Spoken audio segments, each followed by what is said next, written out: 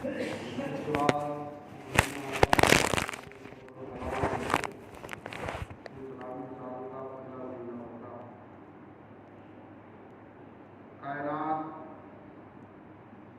جب سے نسل انسانی کا وجود ہوا، ہر دور اور ہر زمانے میں ہر طبقے اور ہر معاشرے کے لوگوں نے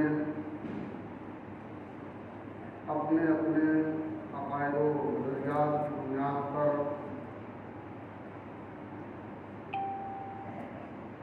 اپنے اپنے معبودوں کے نام پر قربانی پیش کیا۔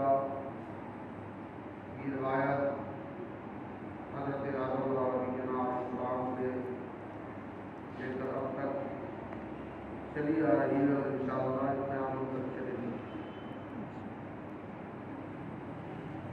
پوری کائنات میں سب سے پہلی قربانی جو انسانوں کی طرف سے اللہ کی بارگاہ میں پیش کی گئی وہ حضرت آدم علیہ السلام کے بیٹوں کے ذریعے پیش کی گئی۔ پس منظر اس کا یوں رہا کہ حضرت آدم علیہ السلام اور حضرت حوا سلام اللہ علیہ جب اللہ تبارک و تعالیٰ نے زمین پر بھیجا اور نسل انسانی کا سلسلہ شروع ہوا، عموماً ہمارے آپ کے زمانے میں زمانے قدیم سے فطرت کا مزاج یہ ہے کہ عورتیں حاملہ ہوتی ہیں 9 مہینے کے بعد بچہ پیدا ہوتا ہے۔ کبھی کبھار کسی کے یہاں ایک ساتھ 2 بچے ہو جائیں وہ ایک غلط بات ہے، ورنہ عموماً ایک بچہ پیدا ہوتا ہے، وہ چاہے لڑکے کی شکل میں ہو یا لڑکی کی شکل میں۔ لیکن اللہ تبارک و تعالیٰ کو اس کائنات کو انسانوں سے آباد کرنا تھا، تو حضرت آدم علیہ السلام کے یہاں ایک دن میں 2 بچے پیدا ہوئے، ایک لڑکا اور ایک لڑکی۔ ان بچوں کی شادی کا نکاح کا جو تعلق تھا وہ کچھ اس طریقے سے تھا کہ صرف اس بات کا فرق رکھا جاتا، فرض کریں کل 2 لوگ پیدا ہوئے اور آج 2 لوگ پیدا ہوئے، تو جو لڑکی آج والے لڑکے کے ساتھ پیدا ہوئی اس کا رشتہ کل والے لڑکے کے ساتھ ہوتا تھا، اور جو لڑکی کل والے لڑکے کے ساتھ پیدا ہوئی اس کا رشتہ آج والے لڑکے کے ساتھ ہوتا۔ یہ طریقہ کار تھا۔ حضرت آدم علیہ السلام کی ایک بیٹی جن کا نام مقدیمہ، نہایت ہی خوبصورت اور بڑی معظم، ان کے حوالے سے ضابطہ اور اصول تو یہی تھا کہ جو لڑکی جس لڑکے کے ساتھ پیدا ہو اس کے ساتھ نکاح نہ ہو، دوسرے والے کے ساتھ ہو جس کے ساتھ وہ نہ پیدا ہوئی۔ لیکن اتفاق سے قابیل نامی جو حضرت آدم علیہ السلام کا ایک بیٹا، اس نے اس بات کا دعویٰ کیا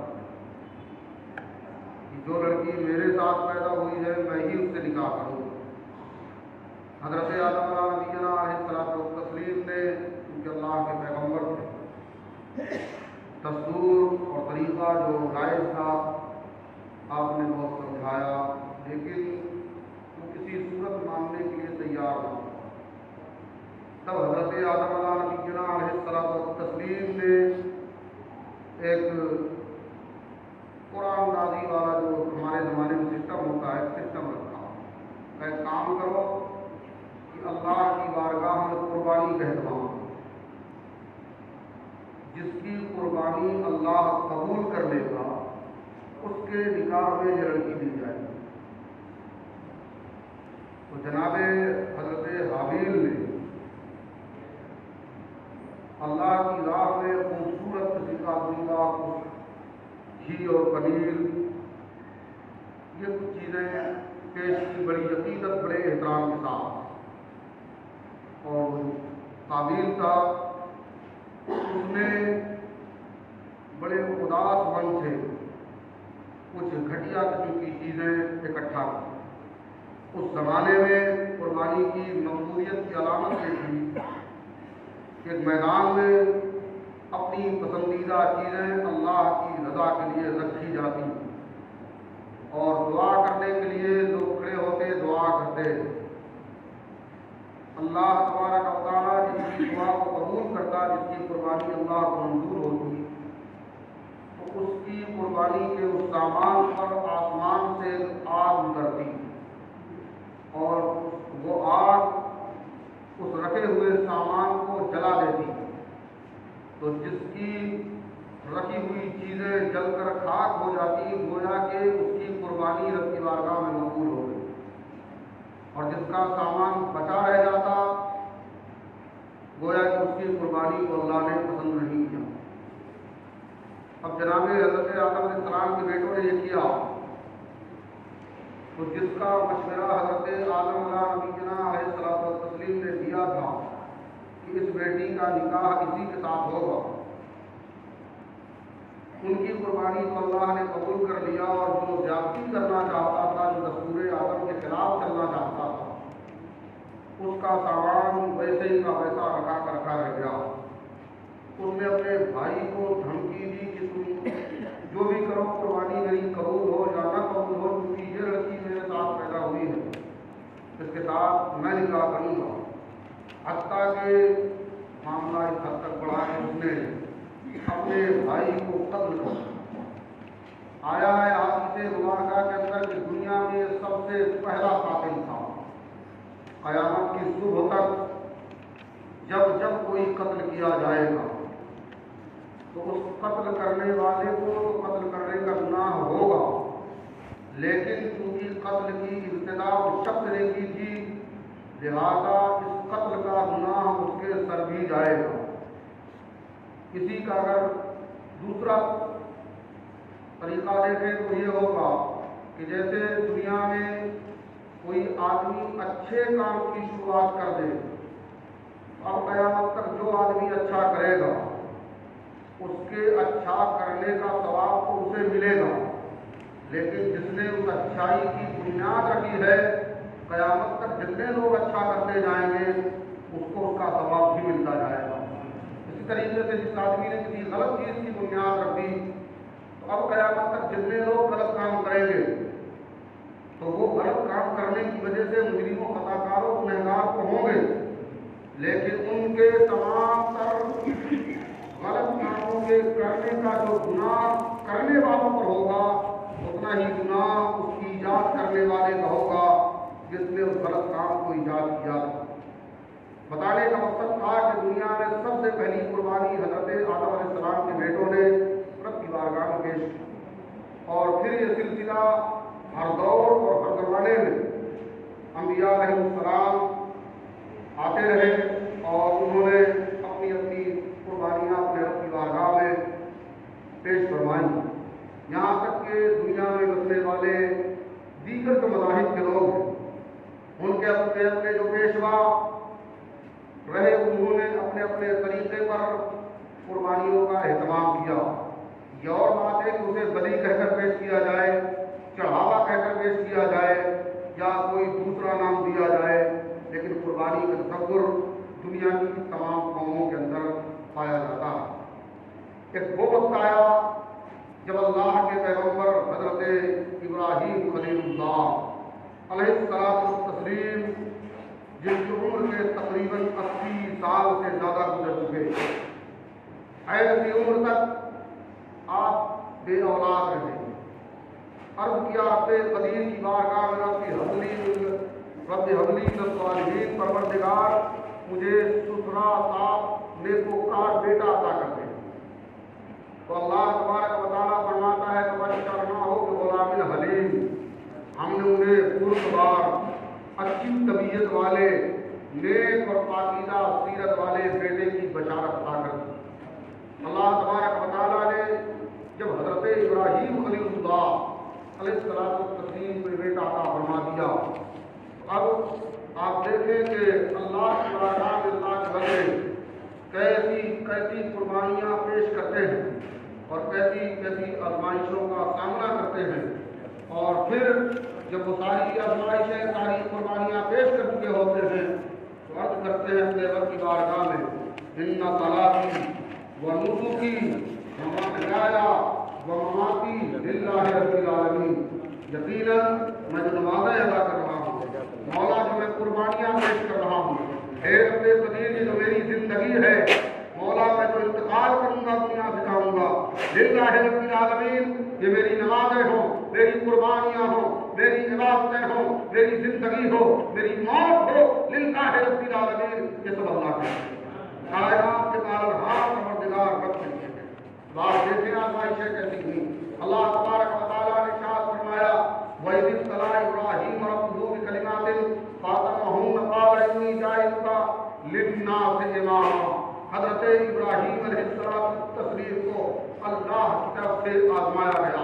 आप आजमाइशों का दौर देखें, एक दौर वो दौर है आजमाइश का जब अल्लाह के खलील हज़रत इब्राहीम खलीलुल्लाह ने दावे नबूवत किया, ऐलान नबूवत फरमाया, अल्लाह की किबरियाई और वहदानियत का ऐलान किया, तो नमरूद जैसे जालिम व जाबिर सरकश बादशाह ने हज़रत इब्राहीम खलीलुल्लाह अलैहिस्सलाम तस्लीम को खत्म करने के लिए उनके लिए आतिश करे नमरूद तैयार किया।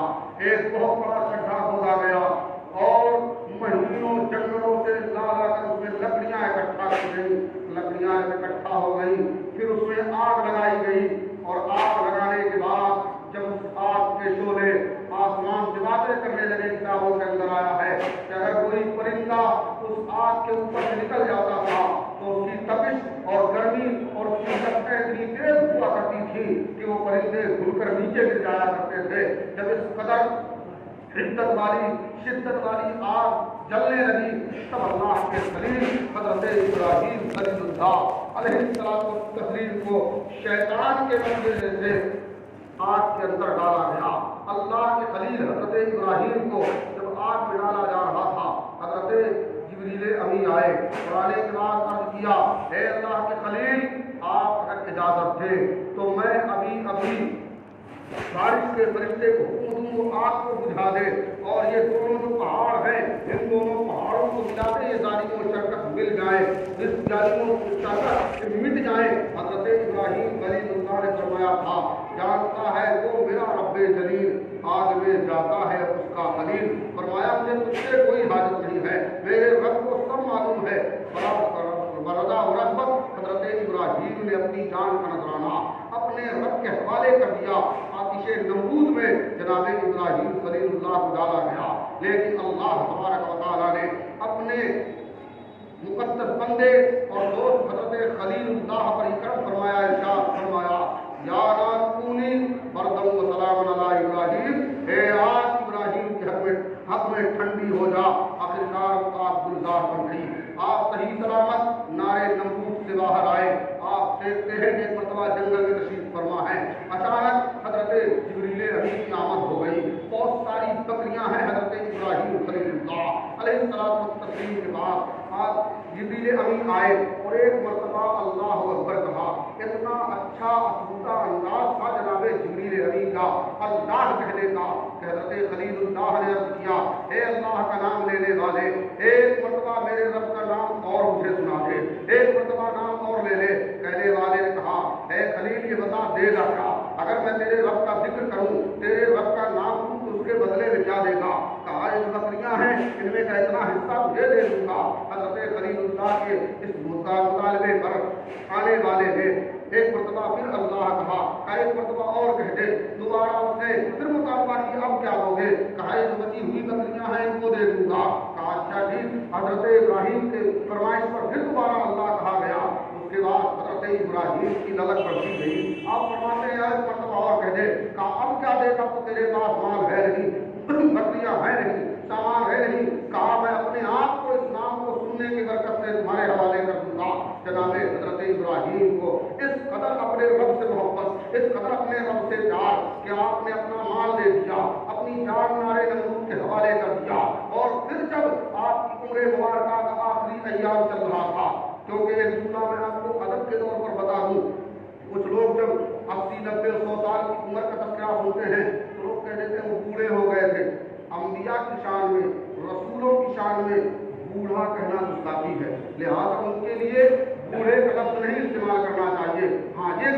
کہ جب ان کی عمر کے آخری ایام کر رہے تھے یا عمر رسیدہ ہو گئے تھے یا عمر بہت زیادہ ہو گئی تھی، تو کافی عمر ہو گئی حضرت ابراہیم خلیل اللہ کی، اتنی لمبی عمر میں جب اللہ تعالیٰ نے صاحب اولاد بنایا تو آئے ابراہیم کا سر جناب اسماعیل کی شکل میں ظاہر ہوا۔ اللہ کے حبیب، اللہ کے خلیل ابراہیم کو اپنے بیٹے جناب اسماعیل سے بڑا پیار تھا، بڑی ہمدردی تھی، بڑی محبت تھی، لیکن اللہ کا حکم ہوا کہ ابراہیم ہجرت کرو۔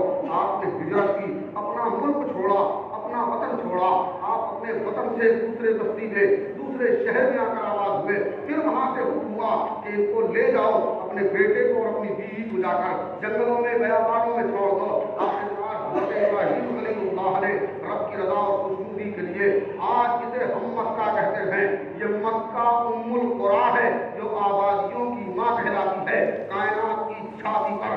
آج جسے دنیا کو ناپنے کی ضرورت ہو تو خانہ کعبہ پر اپنا فیتا رکھ دے اور پھر پوری کائنات کو جس طرف سے ناپے گا۔ خانہ کعبہ سینٹر ہے پوری کائنات کا۔ حضرت ابراہیم خلیل اللہ علیہ السلام تسلیم نے اپنی بیوی حضرت ہاجرہ سلام اللہ علیہا اور اپنے صاحبزادے حضرت اسماعیل خلیل اللہ علیہ السلام تسلیم کو مکہ مکرمہ کے جب بیابانوں میں چھوڑ دیا۔ آپ نے وہ تاریخ سنی، واقعہ سنا ہوگا کہ کچھ سامان تھا، تھوڑا سا پانی تھا، کچھ کھجوریں تھی۔ چند دنوں کے بعد جب وہ پانی اور کھجوریں ختم ہوئی اور جناب اسماعیل کی پیاس کی وجہ سے حلق سوکھنے لگی، زبان کانٹا ہونے لگی، یہاں تک کہ حضرت سیدہ ہاجرہ سلام اللہ علیہا کے چھاتیوں کا دودھ خشک ہو گیا۔ ایسے وقت میں ماں بے چین ہوئی، بیٹا بے چین ہوا اور حضرت ہاجرہ نے بچے کے پانی کی تلاش میں صفا و مروہ کا چکر لگایا۔ جس لوگوں کو اللہ نے سعادت دی ہے، جو حج کر کے آئے ہیں، صفا و مروہ کی صحیح کرتے ہیں، قیامت تک کے حاجیوں کے لیے ارکان حج میں حضرت ہاجرہ کا کردار واجب کر دیا گیا ہے کہ آپ کو صفا و مروہ کے چکر لگانے کی ضرورت ہے، جبکہ آج پانی کی دشواری نہیں ہے، آج کھانے کی دشواری نہیں ہے۔ آج سے تقریباً 3000 سوا 3000 سال پہلے اللہ کی بندی حضرت ہاجرہ نے صفا و مروہ میں دوڑ لگائی تھی، 7 چکر لگائے تھے۔ اب قیامت تک ساری سہولتوں کے باوجود بھی آج کی اوپر ذمہ داری بنتی ہے کہ صفا و مروہ کا چکر لگائے۔ حضرت ہاجرہ سلام اللہ علیہا نے صفا و مروہ کے چکر لگائے پانی کی تلاش میں۔ ادھر جناب اسماعیل نے اپنی ایڑیاں زمین پر رگڑی تو اللہ تبارک و تعالیٰ نے آب زمزم جاری فرما دیا، چاہے زمزم جاری فرما دیا۔ آج 3000 سوا 3000 سال کا زمانہ گزر گیا، اس کے باوجود بھی آب زمزم پوری کائنات میں سپلائی کیا جاتا ہے۔ لاکھوں کی تعداد میں لوگ حج کرنے جاتے ہیں اور وہاں لوگ میلہ لگا ہوتا ہے، بہت سارے لوگ اپنے اپنے ملکوں میں، اپنے اپنے علاقوں میں لے کر جاتے ہیں، لیکن اس کنویں کے اندر اللہ نے ایسی برکتیں رکھی ہیں کہ اس کنویں کا پانی آج تک سوکھا نہیں، اس کنویں کا پانی ختم نہیں ہوا، اس کنویں کے پانی کے ذائقے میں کوئی فرق نہ پڑا، بلکہ حدیث پاک رسالت میں آیا، اللہ کے پیغمبر صلی اللہ علیہ وسلم نے ارشاد فرمایا کہ آب زمزم اتنا برکتوں والا ہے، اتنی عظمتوں والا ہے کہ اگر بھوکا اس نیت سے پی لے کہ اس کی بھوک ختم ہو جائے تو یہ کھانے کے کام آتا ہے، اگر بیمار اس لیے پی لے کہ اس کی بیماری دور ہو جائے تو یہ پانی شفا کے کام آتا ہے، اگر پیاسا اس لیے پی لے کہ اس کی پیاس بجھ جائے تو یہ پانی پینے کے کام آتا ہے۔ ایک بزرگ فرماتے ہیں میں حج کرنے گیا تو میں آب زمزم پیٹ بھر اس لیے پیتا تھا کہ ارکان حج ادا کرنے میں مجھے دشواری نہ ہو، کیونکہ انسانی تقاضا ہے کہ جب پیٹ میں غذائیں جاتی ہیں تو اسے حاجت ہوتی ہے کبھی پاخانہ کرنے کی، اسے حاجت ہوتی ہے کبھی پیشاب کرنے کی، تو پانی جب پیٹ کے اندر زیادہ ہوتا ہے تو پیشاب کی زیادہ حاجت ہوتی ہے۔ وہ بزرگ فرماتے ہیں میں اس نیت سے پانی پی لیتا تھا، آب زمزم کو زیادہ پیتا تھا کہ مجھے پیشاب نہ لگنے پائے، مجھے پکانے کی حاجت نہ ہو، اور میں پیٹ بھر پیتا تھا، اور اللہ کا فضل ایسا رہا کہ سرکار کے ارشاد کے مطابق بالکل یقینی طور پر میرے ساتھ ویسا ہی معاملہ رہا کہ میں پیٹ بھر کر آب زمزم پیتا، لیکن مجھے پیشاب کی تکلیف نہ ہوگی، مجھے پکانے کی حاجت کا احساس نہ ہوگا۔ گویا کہ اللہ تبارک و تعالیٰ نے اس میں برکتیں رکھی ہیں، شفا رکھی ہے۔ وہ پانی آب زمزم شریف کا وہ اللہ تبارک و تعالیٰ نے جناب اسماعیل علیہ السلام کی ایڑیوں کے رکھنے کی بنیاد پر پیدا فرمایا۔ اب حضرت ابراہیم خلیل اللہ علیہ السلام نے ایک خواب دیکھا۔ خواب کیا دیکھا کہ اللہ کی طرف سے خواب آ رہا ہے، خواب میں کہا جا رہا ہے کہ ابراہیم جو چیز تمہیں سب سے زیادہ پسند ہو اس کو میری راہ میں قربان کرو۔ اللہ کے خلیل حضرت इब्राहीम अलैहिस्सलाम ने एक दिन ख्वाब को देखा, गौर व फिक्र करने लगे। उस दिन के ख्वाब, उस दिन के गौर व फिक्र को तरबीहा कहते हैं। इन हाजियों से पूछो कि सारे के सारे लोग हज करने जाते हैं, पहुंचने के लिए मक्का शरीफ चाहे जब पहुंच जाएं, लेकिन 8 जिलहिज्जा को यानी बकरीद के 2 दिन पहले हाजी अपनी अपनी होटलों से, अपनी अपनी क़यामगाहों से अपना बोरिया बिस्तर जरूरत का सामान लेकर मीना के मैदान की तरफ रवाना हो जाते हैं। उसे यौम तरबीहा कहा जाता है, गौर व फिक्र का दिन कहा, गौर व फिक्र का दिन कहा जाता है, गौर व फिक्र व तदब्बुर का दिन कहा जाता है। दूसरी रात ख्वाब पाया हज़रत इब्राहीम को कि अपनी अजीज तर चीज को अल्लाह की राह में कुर्बान करो। आप समझ गए कि अल्लाह क्या चाहता है। जब किसी चीज की मार्फत और पहचान हासिल हो जाए तो उसे अरफा कहा जाता है, पहचाना हुआ दिन कहा जाता है, या पहचानी हुई चीज कहा जाती है। 9 जिलहिज्जा को अरफा कहा गया और अरफा के दिन हज के तमाम अरकान अदा किए जाते हैं। फिर जब आपने तीसरी रात ख्वाब देखा और उसमें बिल्कुल सही तौर पर कह दिया गया, हे इब्राहीम, तेरा रब तेरे बेटे की कुर्बानी चाहता है। क्योंकि हजरत इब्राहीम ने जो गौर किया कि जहाँ आदमी की इंसानियत के नाते देखे तो आदमी को या तो अपना माल प्यारा होता है, या तो आदमी को अपनी जान प्यारी होती है, या तो आदमी को सबसे प्यारी जो चीज होती है वो अपनी औलाद प्यारी होती है। आपने देखा कि अपनी जान को नारे नमरूद में मैं पहले पेश कर चुका हूँ, अपना माल को फला मैदान में मैं एक मरतबा अल्लाह का लफ्ज़ सुनने के लिए, नाम सुनने के लिए दे चुका हूँ। अब अगर मेरे पास कोई अजीज तक चीज है तो मेरा बेटा है। आप तैयार हो गए। कुरान करीम में आया कि हज़रत इस्माईल अलैहिस्सलाम की उस वक्त उम्र मुबारका 7 साल थी या 9 साल थी या 13 साल थी। किस तरीके से मुफस्सिरीन ने लिखा, लिखते हैं, अल्लाह फरमाता है फलम्मा बलगा मअशुद्दहु क़ाल या बुनय्या इन्नी अरा फिल मनाम अन्नी अज़बहुका फंज़ुर माज़ा तरा। हज़रत इब्राहीम खलीलुल्लाह का बेटा जब हज़रत इब्राहीम के साथ चलने के लायक हो गया और चलने के लायक हुआ तो आप फरमाते अपने बेटे हज़रत इस्माईल से, ऐ मेरे फरज़ंद अरजमन, ऐ मेरे लफ्ज़े जिगर नूरे नज़र, मैंने ख्वाब देखा है। तो ख्वाब क्या है? फरमाते हैं, मैं देख रहा हूँ कि मैं तुम्हें ज़िबा कर रहा हूँ। हज़रत इब्राहीम खलीलुल्लाह इरशाद फरमाते हैं, बेटे मैं तुम्हें ज़िबा करने का ख्वाब देखता हूँ, अब बताओ तुम्हारी क्या मर्जी है। हज़रत इब्राहीम का बेटा था, उसने बड़े अदब से सर झुकाकर बड़ी मोहब्बत से, बड़ी संजीदगी और वकालत से कहा था, या अबती फ़अल मा तुअमर सतजीदुनी इंशाअल्लाह मिनस साबिरीन। ए मेरे वालिद बुजुर्गवार, ए मेरे वालिद माजिद, आप तो वो करिए जिस बात आपको आपके रब ने हुक्म अता फरमाया है, इंशाअल्लाह मुझे सब्र करने वाला पाएंगे। और फिर आखिरकार तस्लीम रवा दोनों बाप और बेटे आगे बढ़ते गए। वो भी वाकया मशहूर है कि शैतान ने जनाबे हाजरा को गुमराह करना चाहा, जनाबे इस्माईल को गुमराह करना चाहा, जनाबे इब्राहीम को एहसास दिलाया। इब्राहीम तारीख़ इंसानी में आज तक ऐसा वाकया नहीं मिलता कि कोई बाप अपने बेटे के हल्क में छुरी रखते। हज़रत इब्राहीम ने कहा था, मलून सोच रहा है कि तेरे बताने से, तेरे कहने से इब्राहीम रुक जाएगा।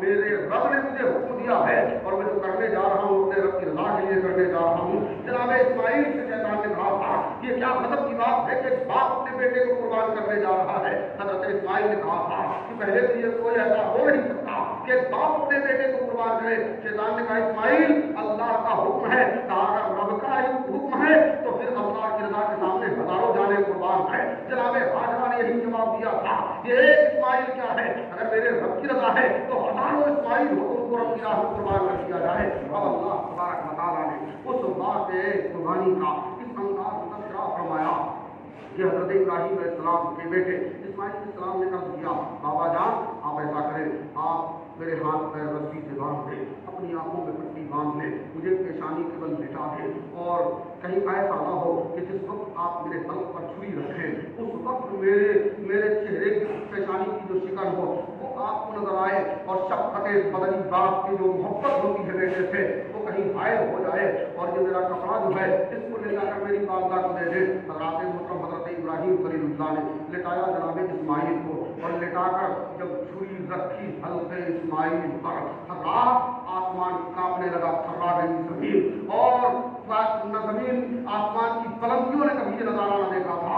जमीन की छाती पर कभी ऐसा मंजर पेश नहीं आया था कि बाप ने अपने बेटे के हल्क पर छुरी रखा हो। रब की रहमत जोश में आई, हुक्म जिब्राईल सिदरा में बैठने का वक्त नहीं, जन्नती तुम बांधो और اور تم مانے کر اس سے پہلے کہ حضرت اسماعیل پر چھری چلے اور جا کر تم حضرت جناب اسماعیل کی جگہ اس دمبے کو رکھو. حضرت جبریل امین ہیں, آپ نے دمبا کو لا کر حضرت اسماعیل کے جگہ پر دمبے کو لٹایا. اس وقت حضرت جبریل نے کہا تھا اللہ اکبر اللہ اکبر. یہ تکبیر تشریف پڑھتے ہیں آپ لوگ, آج تکبیر تشریف کا فارمولہ دیکھ لیجیے. حضرت اسماعیل ابراہیم کو اپنے بیٹے کے حلق میں چھری رکھتا دیکھ کر حضرت جبریل نے کہا تھا اللہ اکبر اللہ اکبر. تو جب حضرت ابراہیم نے پلٹ کر دیکھا کہ اللہ کی آواز کہاں سے, اللہ کہنے کی آواز کہاں سے آ رہی ہے, پلٹ کر دیکھا جناب جبرائیل ہیں. تو حضرت جبریل نے فرمایا اللہ اکبر اللہ لا الہ الا اللہ اللہ اکبر. جب یہ جملہ حضرت ابراہیم نے فرمایا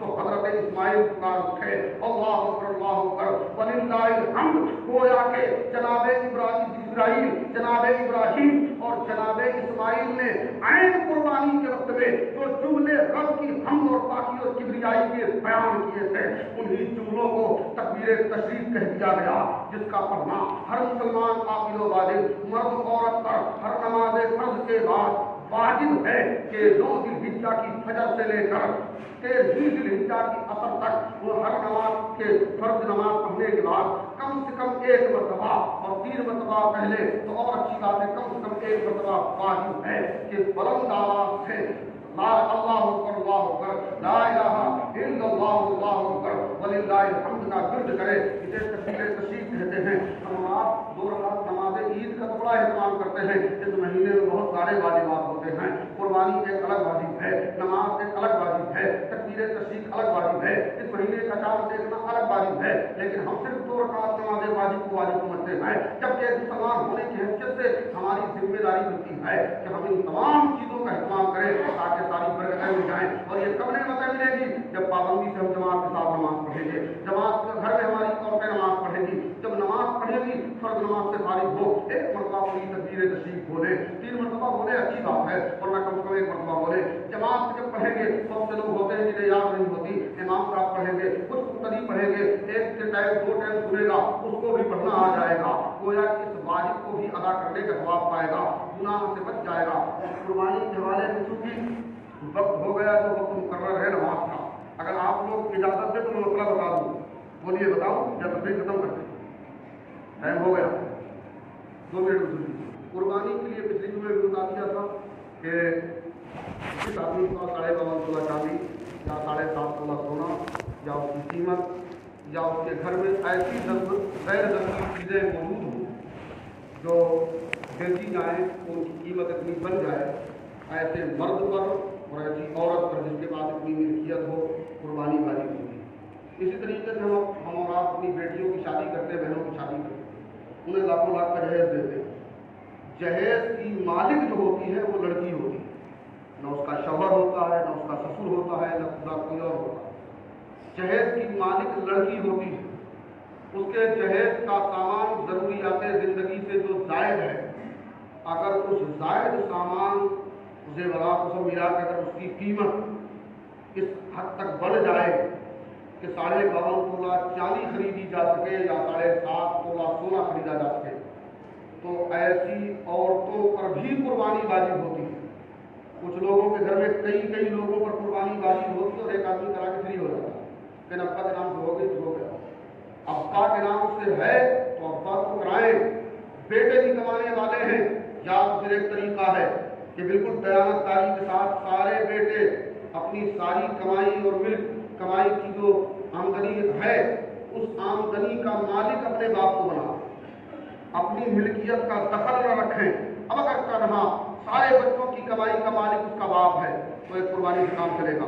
اور اگر ہر بچے کا اکاؤنٹ الگ ہے, ہر بچے کی ملکیت الگ ہے, تو ہر بچے پر جتنے عاقل اور بالغ ہیں, مسلمان ہیں, مسلم ہیں, ہر پر قربانی واجب ہوگی, چاہے وہ بیٹی کی شکل میں ہو چاہے بیٹے کی شکل میں ہو. اس مسئلے کو غور سے سماعت کر لیں. اسی طریقے سے یہ نہیں ہو سکتا کہ 2-3 لوگ مل کے ایک بکرا خریدے, کہ چھوٹے بھائی نے 2000 دے دیا, بڑے بھائی نے 5000 دے دیا, کسی نے 3000 دے دیا, سب مل کر قربانی کرائیں تو سب کے نام سے قربانی ہوگی. نہ, کسی ایک آدمی کے نام سے قربانی ہوگی. طریقہ یہ ہوگا کہ سارے بھائی پیسہ ملائیں اور سارے لوگ اپنی رضا اور خوشی سے کسی ایک بھائی کو اس پیسے کا مالک بنائیں اور اس پیسے سے وہ جانور خرید کر اپنے نام کی قربانی قربانی کرے تو کسی ایک کی قربانی ہو جائے گی، اور اگر سب تھوڑا تھوڑا شامل کر کے قربانی کریں گے تو جس کے نام سے قربانی کی جا رہی ہے نہ اس کے نام سے ہوگی نہ کسی کے نام سے ہوگی، وہ خالی جانور ذبح ہو جائے گا، گوشت کھانے کے لائق رہے گا۔ تو اس مسئلے کو غور سے جان لیں، یہ چیز ہو گئی۔ دوسرے، شہر کے لوگوں کی ذمہ داری بنتی ہے کہ نماز عید پڑھنے کے بعد ہی قربانی کریں۔ ایک صحابی تھے، نماز عید پڑھنے سے پہلے قربانی کر کے عیدگاہ گئے۔ اللہ کے رسول علیہ السلام نے فرمایا کہ جس شخص نے عید کی نماز پڑھنے سے پہلے قربانی کر لی وہ اپنی قربانی دوبارہ کرے، وہ اپنی قربانی دوبارہ کرے۔ کھڑے ہو گئے، کہا یا رسول اللہ میں نے اپنی قربانی کر لی، لیکن اب چونکہ میں اتنا تنگ دست ہوں یا غریب ہوں کہ میں دوسری قربانی کا اہتمام نہیں کر سکتا، ہاں میرے پاس ایک بچہ ہے، بکری کا یا بھیڑ کا ایک بچہ ہے جس کی عمر قربانی کے جانور کی عمر کے مطابق نہیں ہے، یا رسول اللہ جیسا آپ حکم فرمائیں، کیونکہ اللہ کا پیغمبر صاحب شریعت ہے، قانون ساز کرنا، فرمایا اسی کو اللہ کی رضا کے لیے کر دو، لیکن یہ صرف ایک بار کے لیے ہے، دوبارہ ایسی غلطی نہیں کرنا، دوبارہ جب قربانی کرنا تو عید کی نماز پڑھنے کے بعد ہی کرنا۔ ہاں، دیہات کے لوگوں کے لیے شریعت کا مسئلہ ہے کہ جو لوگ دیہات سے تعلق رکھتے ہیں وہ لوگ قربانی کا، ان کے لیے قربانی کا وقت شروع ہو جاتا ہے صبح صادق شروع ہونے کے بعد، جیسے نماز فجر کا وقت شروع ہوا ان کے لیے قربانی کا وقت بھی شروع ہو جاتا ہے، وہ چاہے تو قربانی کر سکتے ہیں۔ شہر کے لوگوں کے لیے سہولت ہو سکتی ہے کہ اگر وہ چاہیں تو اپنا جانور دیہات میں بھیج دیں اور دیہات میں قربانی ہو جائے تو وہ نماز عید سے پہلے کروا کے وہاں سے اپنا سامان منگوا سکتے ہیں۔ بہتر یہی ہے کہ نماز عید شہر میں پڑھے اور نماز عید کے بعد قربانی کرے۔ اچھا، کچھ لوگوں میں غلط ایک رسم پڑ گئی کہ نماز عید پڑھنے کے فوراً بعد قربانی کرنا ضروری سمجھتے ہیں، ایسا نہیں۔ قربانی کے لیے 3 دن پورے ہوتے ہیں، 3 دن اور 2 راتیں۔ ان 3 دن اور 2 راتوں میں جس وقت آپ کو موقع لگے، جس وقت آپ کو سہولت ہو اس وقت قربانی کریں۔ ایسا نہیں کہ آپ بالکل نیا عید کا جوڑا پہن کر عیدگاہ سے نکلے، نماز پڑھ کے نکلے اور فوراً جا کر بکرا ذبح کرنا شروع کر دیں، قربانی کرنا شروع، ایسا کوئی واجب نہیں۔ آپ کو اللہ کی طرف سے 3 دن دیے گئے، 2 راتیں دی گئی، آپ اپنی سہولت کے اعتبار سے رات میں سہولت ہو تو رات میں کریں، دن میں سہولت ہو تو دن میں کریں۔ یہ قربانی کے مسائل، بکرا 1 سال کا، بڑے جانور 2 سال کے، اگر اونٹ میں قربانی کرنے کا کہیں موقع لگے تو 5 سال کا، یہ ان کی عمر ہونا چاہیے۔ یہ مسائل شرعیہ ہیں جن کا جاننا ہر مسلمان پر ضروری ہے۔ ایک اور اہم چیز، قربانی کا جانور ذبح کرنے کے وقت میں، کیونکہ عموماً شکوہ لوگ جو آتے ہیں غیر مسلم ہوتے ہیں اور ہمارے مسلم نوجوانوں سے بکرے پکڑتے آسان ہیں، انہیں سے پکڑوا لیتے ہیں۔ اول تو کوشش کریں کہ لوگ سیکھیں، جتنے لوگ جانور کو پکڑے سب کے سب لوگ ذبح کرتے وقت اللہ اکبر بولے۔ کبھی ایسا ہوتا ہے کہ جس کی قربانی ہوتی ہے خود تو ذبح نہیں کرتا، تو وہ کہتے تھا کہ ابھی جی ہم پڑھے دے رہے ہیں آپ ذبح کر دیجیے، ایسا نہیں۔ جو ذبح کرے وہ پڑھے، یا تو کم سے کم اتنا کرے کہ پڑھنے والا دعا پڑھ دے اور ذبح کرنے والا کم سے کم بسم اللہ اللہ اکبر پڑھ کر ذبح کرے، ورنہ وہ جانور حلال نہیں ہوگا، قربانی بھی نہیں ہوگی۔ کبھی ایسا ہوتا ہے کہ جس کی قربانی ہوتی ہے وہ بھی چھری پکڑ لیتا ہے اور ذبح کرنے والا بھی چھری پکڑ لیتا ہے۔ اب دونوں آدمی کے ہاتھ میں چھری ہے ذبح کرنے کے وقت میں، تو دونوں پر لازم ہے کہ دونوں اللہ کی کبریائی بیان کریں، یعنی اللہ اکبر کہیں۔ اگر ایک آدمی خاموش ہو گیا اور ایک آدمی پڑھتا رہا تو جانور حلال نہ ہوگا۔ لہٰذا اس چیز کو بہت باریکی سے سمجھ لیں، غور کر لیں۔ اب اعلان سماعت کر لیں، چاند کی تصدیق ہم نے شرعی طور پر، عرف عام میں تو یہ معلوم تھا کیلنڈر کے اعتبار سے، لوگوں سے معلومات کے اعتبار سے کہ 23 تاریخ کو بقرعید ہوگی، لیکن چونکہ اپنے یہاں مدھیہ پردیش میں 2 مہینے کا چاند 29 کا ہو گیا، جس کی بنیاد پر اس مہینے کے چاند میں بڑا پیچیدہ مسئلہ تھا، یا تو منمانی ہو جاتی اور یا تو شریعت کا لحاظ کیا جاتا۔ الحمدللہ سنی نوری جامع مسجد کا یہ معیار رہا اور اہل ستمہ کا کہ اس بات کا ہمیشہ ان لوگوں نے خیال رکھا کہ غیر شرعی طور پر ان معاملات سے بچنے کی کوشش کیا ہوئی۔